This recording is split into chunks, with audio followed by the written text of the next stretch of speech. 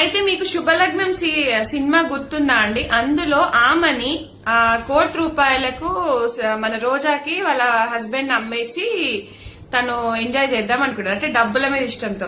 నిజంగానే నిజ జీవితంలో కూడా ఒక ఆమె ఇలాగే చేసింది. తన భర్తని 1,50,00,000 అమ్మేసింది. ఎందుకు వివరాల్లోకి వెళ్తే, ఇది భోపాల్లో నిజంగా జరిగిన ఘటన. ఏమైంది అంటే, వాళ్ళ హస్బెండ్ 42 ఇయర్స్, 23 ఇయర్స్ అయిపోయింది వాళ్ళ మ్యారేజ్ అయ్యి. సో ఇంకా ఆఫీస్ లో 54 ఇయర్స్ ఉన్న ఒక లేడీతో ఇంకా రిలేషన్షిప్ లో ఉన్నాడు.